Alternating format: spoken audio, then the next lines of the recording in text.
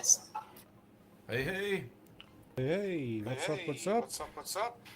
What's going on, Richard? Not too bad. Not too bad. Not too bad. How's your morning? Happy Tuesday. It was a busy evening last night. For me, I'll get my goodies adjusted over here. Yeah, I ended up getting into a few trades actually pretty late in the evening yesterday.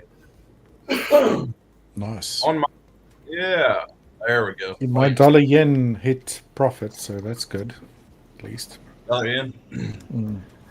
Yeah, I had pound Aussie and an oil trade, Richard. I got into our favorite, Nice. our favorite Problem child. problem child, and then I got back into a pound Aussie. So essentially 3 trades last night. Cool. Which I'll get into here in a moment. Yeah, it was basically based off of the Australia, what was that? Their rate decision last night, and it was very similar to the to the trade I got in last week, where I,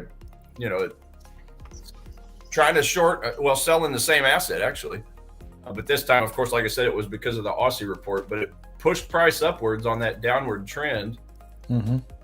And it was, I had to be quick, and I still was about a minute late on it. Damn. I was in my, so I didn't get a great fill at all. I was watching football, and all of a sudden my alerts go off, and I have my volume turned on in my bedroom to where it's super, super loud.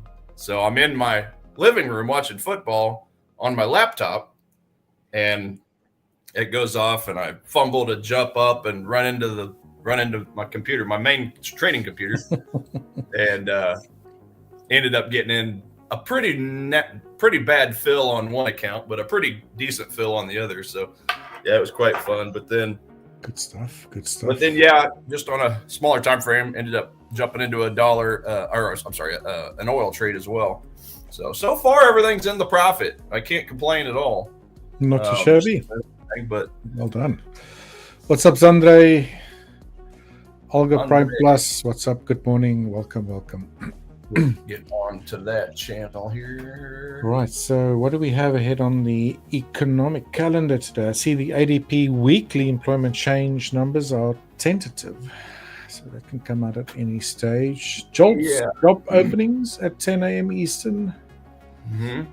That's about it out of the US. Obviously tomorrow, the big one. That's right. The big one with the federal funds rate, so rate statement, and the press conference, right? So let's see. Hopefully we can get some trades in today. From my side, that dollar yen trade yesterday worked out, so hit profit there. So I'll be looking at getting in a different trade today. I've actually been keeping an eye on gold, but considering maybe for a long position or a trade to go long there. But just, considering the rate decision tomorrow, it will have to be in and out, I think, like intraday type of trade. I don't want to hold anything into tomorrow. So that's about it, really. I'm just interested in gold. I see we're on my screen already. Just quickly, on the dollar index, guys, that low median line that price has been riding now for 1, 2, 3, 4, 5th day now, is thus far been holding. So that obviously helped the dollar yen trade out yesterday. Again, anything could happen tomorrow. It's really stuck between a rock and a hard place here. We got this low median line here, as well then as this slightly downward sloping yellow dash line here, which is that the higher time frames dashed median line, right? The one that I used to slope downwards where price bounced twice from. Same angle, right? So it's sort of between there. Right, so it might just continue doing that until tomorrow. But let's see. What I'm seeing on gold, while I'm on my charts here, is the following. I'm not going to read into the bigger picture too much because I just, obviously, no one knows, but I just have no cooking clue where price is going. But what I can say is, what time frame am I now? I think I need to switch back to the 4 hour. There we go. Sorry about that while I fumbled around here. This move to the upside is what I'm interested in right now. Are we done with this move to the upside? I don't think so. We still have a 5th wave segment or leg that could potentially move higher. Now this is on a 4-hour time frame. This is not to all-time highs, guys. I'm just looking here from the start of this phase higher here from the 18th of November. So counter that as the first leg, second leg, impulse a third, and our price has been moving sideways. Now, this morning I thought we're going to actually just put this previous low, and this might have just given us it might have, but it didn't. Give us a nice little, where's my ABC tool? A, B, and a C. And then potentially move higher to complete this fifth wave, right? Now, what happens after that, if this does occur, it's anyone's guess, right? So the problem I have with this ABC, and unless it's a running flat, so running flats, the C waves do not break the end of the A wave. So they're impossible to predict. They're very sneaky because, price looks like it's going to take out a previous low, and then you get a move back to the upside. So ideally, I would like to see price break that fourth wave, that low over there, and then mark this as a fourth, and then attempt a trade to the upside for a fifth. But looking at a smaller time frame, like let's say the 15 minutes, we've had a very nice strong push up higher. I've been tracking this move to the upside. Unfortunately, did not get into it. And I'm thinking we might be dealing with a little fourth wave correction here. And this is measuring from this low at 1 a.m. Eastern this morning, right? So a 1, a 2, impulse, a third, maybe a fourth of some sort, and at least one more push higher, yeah. Now, whether that's going to take us then to that, into the high of that fifth wave that I talked about on the 4-hour time frame. Again, I'm not going to think that far ahead or even attempt to trade a trade like this with tomorrow's rate decision around the corner. So just to mark that up, I'm seeing this as 1, 2, 3, maybe a fourth, and then a fifth. So this might produce a little intraday trade, maybe during this session. So let's see how it goes. Typically, your fourth waves like to retrace 38.2% measured from the end of your second wave to where you think your third wave has ended. Now, it's already done that. So we're sort of in, I am at decision mode at the moment. Do I get in this, wait a little bit longer, or what's the case here?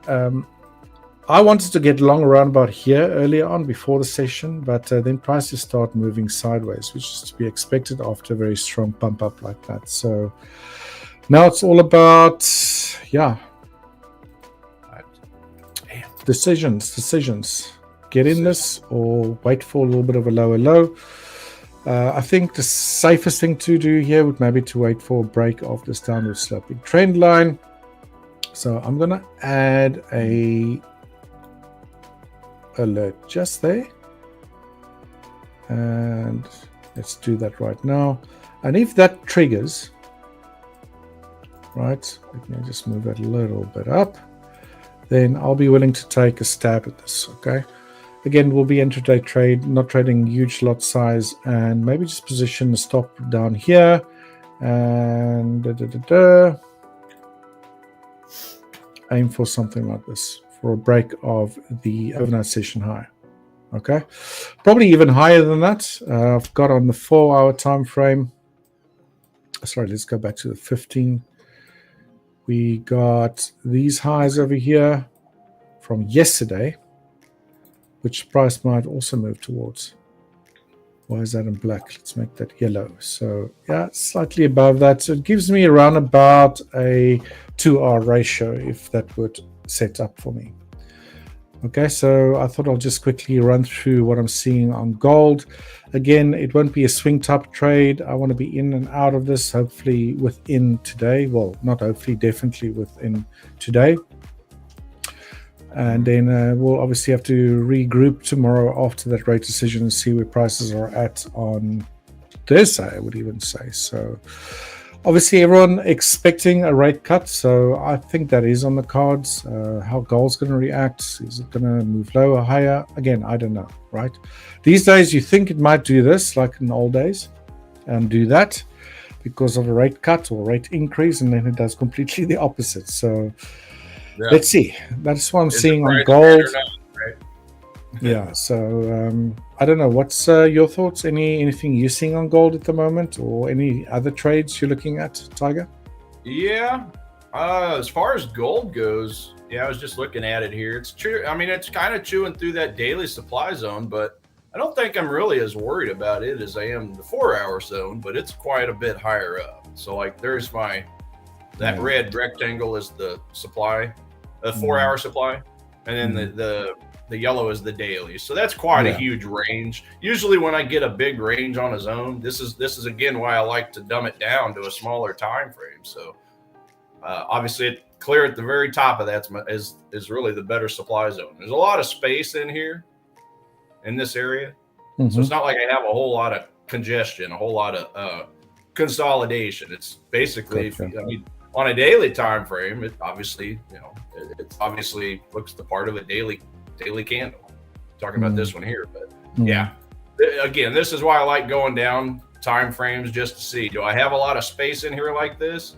Okay, if I do, then I'll pay more attention to that next step down supply zone or demand zone. So yeah, for this instance, even though we are in the daily zone, I'm really not too worried about a bounce unless we get a little higher up. So yeah, as far as your long idea, I like it because I can definitely see it obviously going clear to the supply zone or the 4-hour supply zone and not so much worry about the daily. Plus, we've already hit the daily way back here in the middle of November.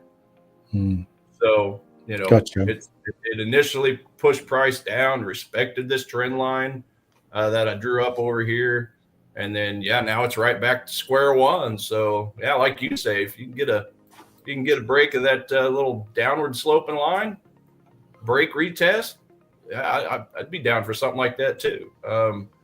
If it doesn't break this area, then me personally, I would just be waiting on a deeper retracement down to one of these demand zones. But it's just going to be interesting to see how the rate decision affects that, to see if we can break your downward line there, downward trend line, and take a trade from above, or just wait for a deeper retracement below. So ideally a little bit deeper would obviously be nicer, but we'll see. I mean, there's a 2-hour demand here, got a 4-hour demand down here, got a 1 or a 2-hour way down here. So I mean, I could definitely see it bouncing off of one of these three, but as always, guys, if you're looking for the exact entry, I don't know. Nobody knows. Okay. Yeah. I won't be like the fake gurus online and pretend to know which one of these zones is going to catch a bid, because it just doesn't work that way. Okay. The banks like to hide their cards. Okay. But yeah, it just really kind of depends on how price reacts, if and when price obviously comes down here to these demands. But I mean, if it breaks Richard's downtrending line, then one would think it's just more than a trending line. It's just looking at the sequence as well. It's like trying to see if there's one more oomph to the upside. So and that's just what I see, and try to play it. But I mean, it could just go slightly higher into that supply zone, and then we get that decline. So that's what I'm banking on. Yeah, no, I like it. I definitely ain't afraid of the like I said, I'm not afraid of the supplies, the daily supplies, so much as I am the 4 hours. So I feel like there's quite a bit of room.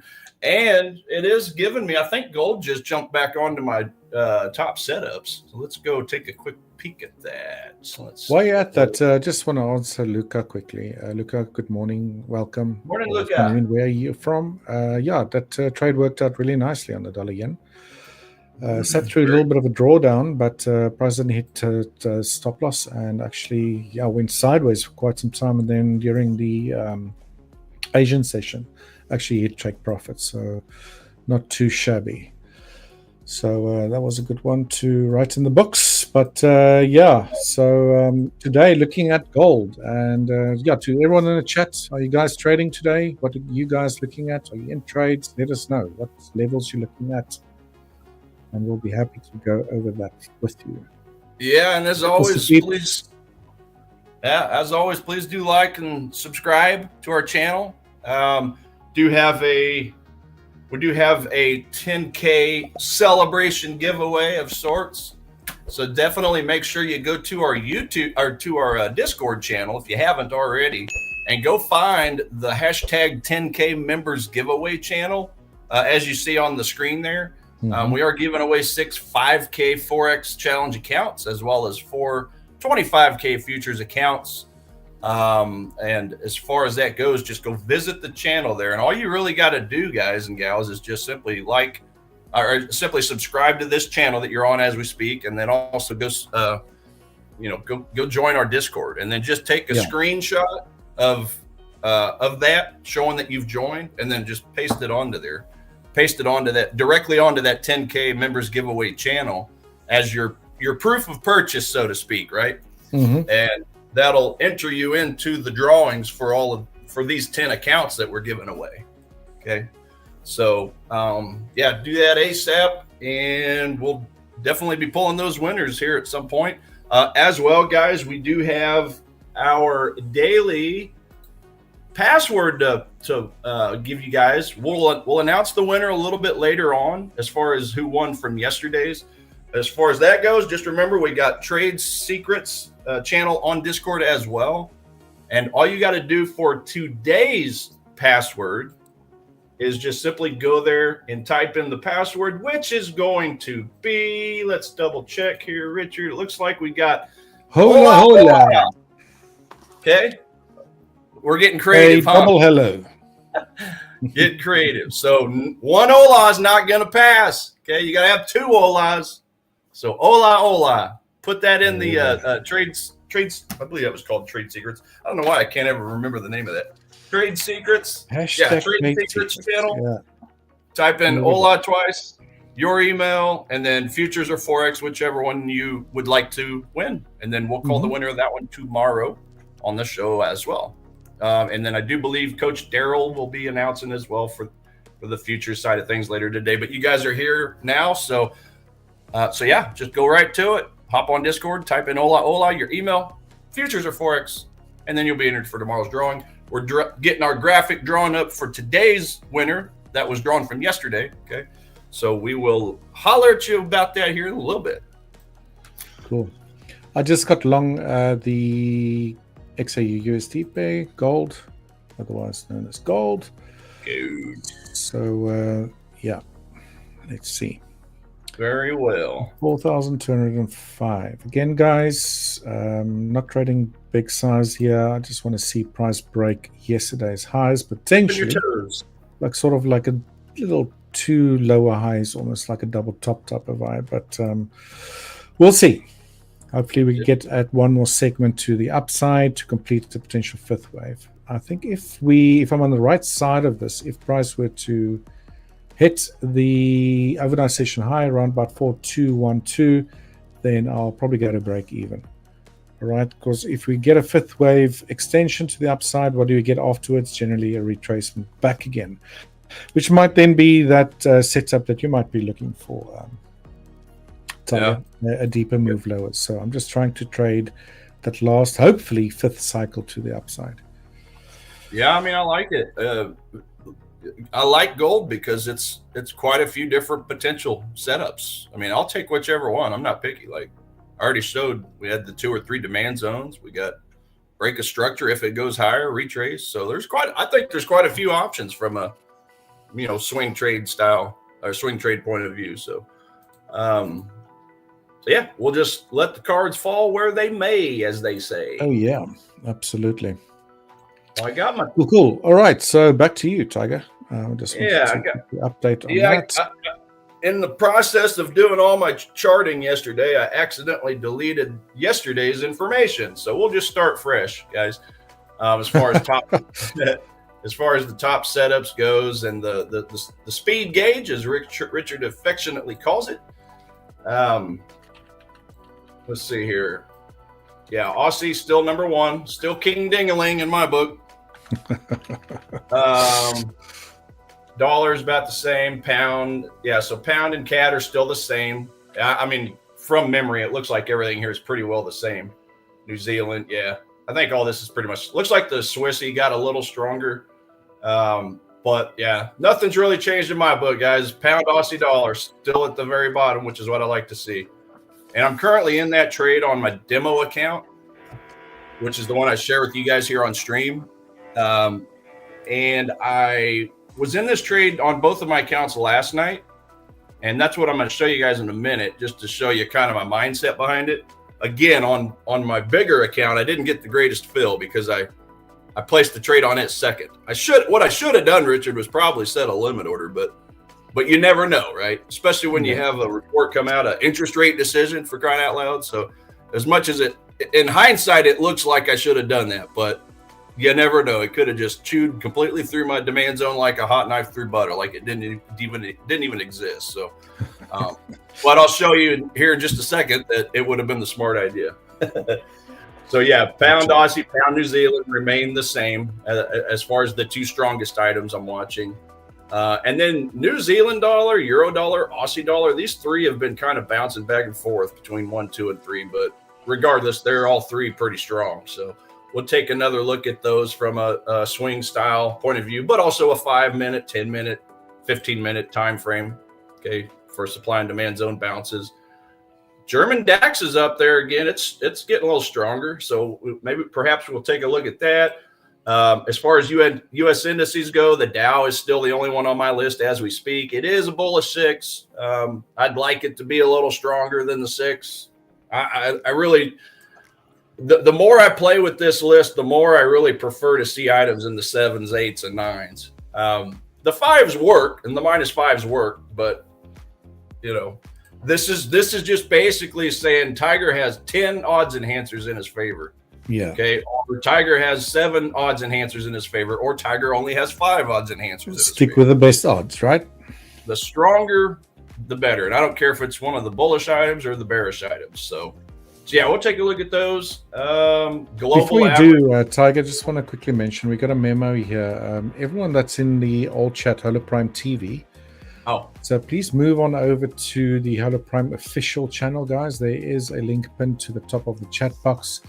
Please do go and visit that, subscribe, and while you're there, hit the like button, right? So we are going to move permanently to Holo Prime official at some stage. So if we do disappear, then that is the reason. So take note. I'm sure you can obviously go search it in YouTube if you didn't subscribe. But we're not going anywhere. We're just moving to a brand new channel. So please go ahead and switch on over. Yep. Or you can simply search at Ola Prime Official, which I'll put in the chat as well. If you're a search junkie, okay. Official. Okay, I went ahead and put that in there as well. Just simply search that in your search engine, especially if you're on a phone or something. Maybe you don't have the link or whatever the case is. You can always do that. So, but yeah, it looks like I do see a handful of you in there. So it's okay for the day, but just make sure and say bookmark like Richard said, and come on over to the dark side. Okay. Ola Prime Official, the good side. The good side. All right. Okay. So let's take a look here. I'm going to go over here to this tab here, Richard, which is my Ola Prime demo account. So pound Aussie. Okay, this is the one that paid me last week pretty nicely. Paid me here as well. Last night, let me see here. 4-hour time frame. Yeah, so this is basically it. So this was the supply I was looking at last night. You guys will see it actually peeked through the top. So this is another reason I don't like to, actually, I'm actually glad I didn't set a limit order on this, because you guys can see it actually pierced through the top of it. Okay, this is a day. This is a 4-hour. Okay, so it pierced through at about 6, 7, 8 pips, but it finally caught the bid to the downside. If I go to a 1-minute time frame, okay, we're gonna see a bunch of lines here. So as of last night, let's see, December. Let's go. Monday and Tuesday on my calendar over here. Okay, here's our calendar from last night. Monday, okay, the cash rate statement for Australia. Now it remained the same, 3.6%. Okay, so nothing changed on that. But when that release came out, just going back over here, Okay.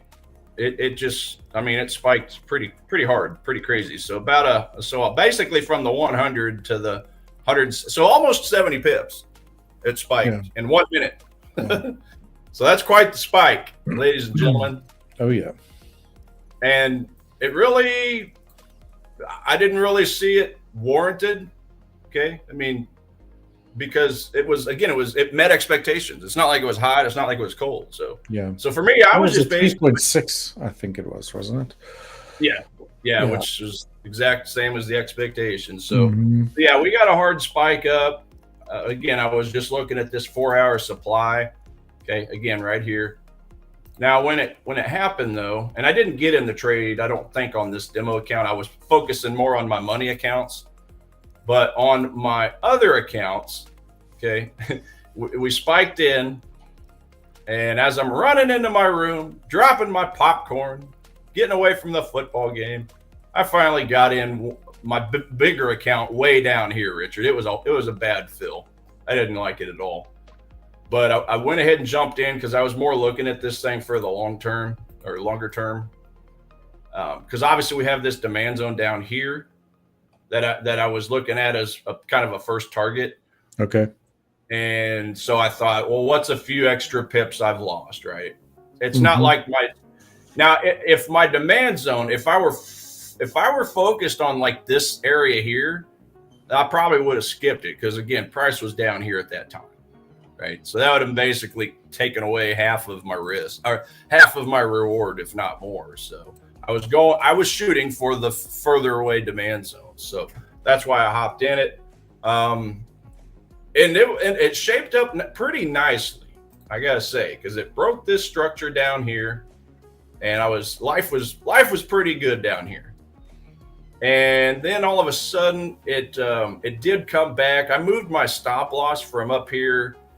Let's see, I moved it ahead of this 5-minute supply, this newly formed one, right here, I think it was. Okay. So, yeah. So on my actual money accounts, my challenge accounts, I ended up taking profit here. So basically, I made about 20 pips on one account, and I think I made like 30 pips on the other, because on the other account, I actually got a fill up in this area. So pretty close to the proximal line of the supply zone itself. So I was okay with that one. But as soon as I made that trade first, yeah, that's when price dropped pretty crazy on the other account. So that's why I got such a bad fill. Okay. Is what it is. But I'm glad I still got in it because, again, even after I got this horrible fill, it still dropped and dropped and dropped. So I was able to still lock in profits. Not as much as I wanted to. I thought for a second, Richard, about instead of putting my supply zone, and it was a trailing supply zone. Stop loss, trailing stop loss. I ended up putting it ahead of this 5-minute supply, and I almost put it ahead of this 5-minute supply a little higher. And obviously hindsight's 2020. Okay. Can't change the past, but obviously I wished I did, because if I did, I'd still be in that trade. Probably 15 or 1800, actually more than that, unrealized. But nevertheless, on my demo account here, just testing the waters, here's what I did right before I went to sleep. So I ended up putting a limit order on this supply zone, and then a stop loss just above. So price obviously blew through that one and stopped me out for a small loss.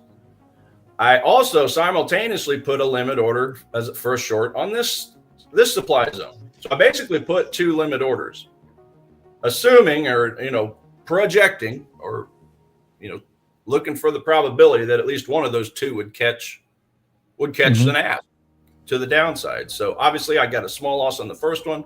It's okay because the second one you see worked out perfect. I mean, it just wicked in just absolutely beautifully. Beautiful wick in right there on the 5-minute supply. And then as you guys can see, it's already made up my small loss. And then I'm currently down here pretty well, looking pretty good. Pretty busy on that one. I was busy. And this fighting hard. Well, and this is a good example, I think, because I know you guys hear me once in a while talk about, I don't know which zone is going to catch the bid or the ask, right?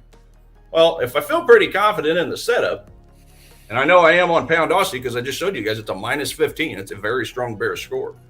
well, I'm going to take a calculated risk that at least one of those two supply zones would hold. So yeah, this is a great example. I mean, I made that money back, and now I'm in the profit. So looking pretty good on that. Again, I'm gonna probably play around with the take profit and such, but I've got the take profit basically above this demand zone down here. This demand zone down here. So that's the pound Aussie. And as far as the oil trade, just quickly, Cherry, you're on the right place. Definitely, I see the back end that respond to you. I know it can be a little bit confusing sometimes, but just bear with us. But rest assured, you are in the right channel. Yeah, you are. You are here, Cherry. Turn my heater off, Richard. It's getting hot in here. All right, there we go. Gold is nasty all the time. I like it. I like it. I hate gold. Hey, not every asset's for everybody. Look, when gold trends really nicely, it's a pleasure to trade. But when it gets into these long sideways moves, it can get stuck there for ages, and that's really where a lot of traders get killed. So for me, at least, trying to figure out where you are within the stage of a wave or whatever, and then just trade. If you think the next move up or down is going to go. So, but yeah, I've only really started trading gold again last year. Same thing. I've been burnt with gold many, many times. And I think it's mostly because I was trading in huge consolidation areas, mostly during that triangular sort of phases that we've seen. Not the one that we had this year, but actually a few years back. It was really, really nasty. Oh, did I lose you? No, I'm still here. Oh, okay. It was just on my end. Okay, you're back. Or I'm back, I should say. Okay. All right, good deal. Yeah. No, I was just thinking about what you were saying. And yeah, the important thing when it comes to trading, just like anything in life, figure out what you're good at. So if it's one or two particular assets, learn everything possible you can on them and forget about the rest. So often I think we have to know everything about every currency pair, or if you're a stock trader, everything about every large cap, or all the U.S. indices if you're trading index futures or whatever the case is. If we suck at something, just ignore it. Figure out what. I mean that. Like, there's some currency pairs that I've just bombed, and I just kind of ignore them. But I try to focus my efforts on what I'm good at. I think too many people think they got to know it all, but you don't. So just pick one or two or three of your favorites, or whatever you feel like you do the best at. It's always good to test the waters on other pairs and such as you kind of get more established. But early on, figure out what makes you tick, stick with it. So yeah, good stuff. Okay, so as far as let's see, where was I at? Oh yeah, oil. So oil, Richard, our favorite stepchild. It's actually a neutral score. So I didn't really get a good fundamental reason to trade this. So for me, this trade, it's a neutral 3, so it is still a +3. But for me, it was all technical, to be honest with you. This was just nothing more than a good old-fashioned technical-only trade. Okay. 4-hour lows and highs, 4-hour demand or 4-hour time frame. We started to make some higher highs and higher lows. I mean, this is about as beautiful as it gets. Low, higher high, higher low, higher high. I mean, that's beautiful right there. And then we just took a simple drop back into this 4-hour demand zone. I mean, right here. And you guys see the little white lines. That means if I go down to a 1 hour and a 15-minute, okay, we'll see some gaps in there as well. But in all these cases, we got gaps. So, yeah, I think I just basically waited for a retracement down. Oh, it was a 1 hour, I think it was. Yeah. So I was looking at this 1 hour demand within the 4-hour demand over here. Zoom in for you guys. Okay. That nice little, what do you call it? A hammer can? What do they call it? A hammer candle, I think. Okay. So I got to admit, the volume sucked. It's pretty horrible volume there, but it just looks so good from a 4-hour higher high, higher low point of view that I just decided to take a stab at it. I mean, we ended up breaking this. But can you just switch to Tiger screen, please? You're on mine Oh, now. I didn't want my screen. Shoot. Sorry, guys. Yeah, back in. Top over. Sorry, guys. I thought we were on my screen.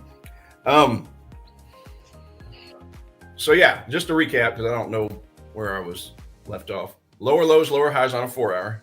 Okay, and then we had higher highs and higher lows kind of start. So this is basically the start. This is basically my swing point down here. Okay, I just want to show this once again. Mm-hmm.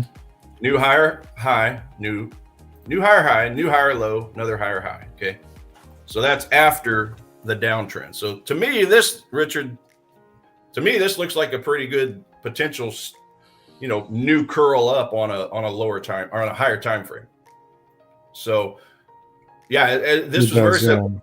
4-hour demand zone here. If I go down to a 1 hour, I got a 1 hour demand zone here. And then I also had another one up here, but I paid more attention to this one down here. So it just wicked in beautifully. I look at this just to the point. Okay, just wicked in beautifully on that 1 hour. So that was basically where I got in as soon as it just kind of slowly started coming out. I didn't even require a whole lot of confirmation on this thing, just because I liked so much the structure itself. So you're still in that trade, or? Yeah, I'm still in this one. So, okay. Gotcha. Yeah, and I'm just targeting basically this overhead supply up here. I mean, here's a 1 hour supply there. Let me go to a 4 hour. Okay, so 4 hour. I'll go ahead and incorporate the 4 hour. So that would basically be where I'm looking to target. And you guys can see I've actually got my take profit set. I might have it a little too close.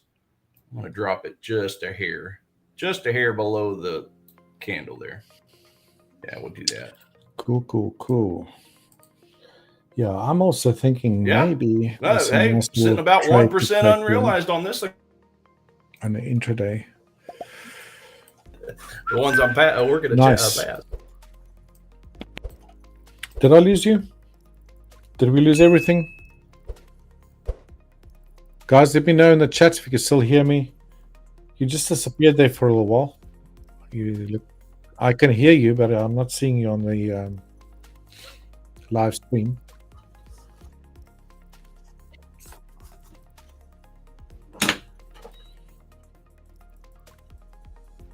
Gotcha. Right, so Tiger was talking about crude oil there, WTI, West Texas Instruments, sweet crude oil, whatever you would like to call it, not Brent. And he was long run about here, I believe. I'm looking, he had a 5-minute time frame, and then again, just maybe we could get another leg higher, at least on the intraday basis. From a higher time frame perspective, price has been, what can I say, messy.